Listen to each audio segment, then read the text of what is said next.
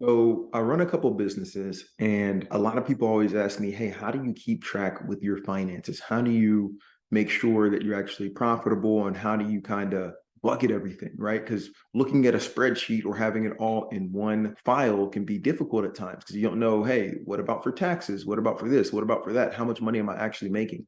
And so I read a book a few years ago called Profit First, and I've implemented that method across multiple businesses as a quick and easy way for me to know how we're doing just by checking my bank account. And it's basically like the old school method back in the day when people used to get their paycheck and they would cash it and they'd put, hey, $250 into an envelope for groceries and another $250 over here for bills. The way that I handle my finances is I create multiple bank accounts for each business. I have a operating account where all the expenses and items like that come out of. I have a profit account where every single month I'm paying myself first at least 10% of what that business or operation is doing, and that goes into that profit account where I'm able to do what I wish with.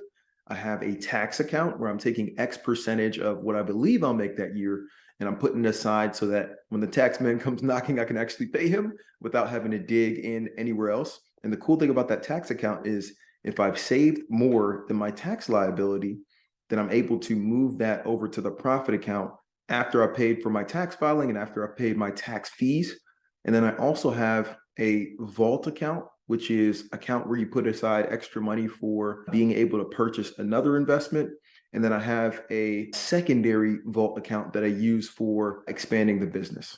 And so these are the five accounts that I utilize. The main three are having an operations account that you have all your expenses coming in and going, having a profit account. So you make sure that you're profitable and paying yourself each month. Because if you're running a business and you're not able to pay yourself even 1% or 5% or 10% without the business going under, you really got to question whether or not you should continue that business.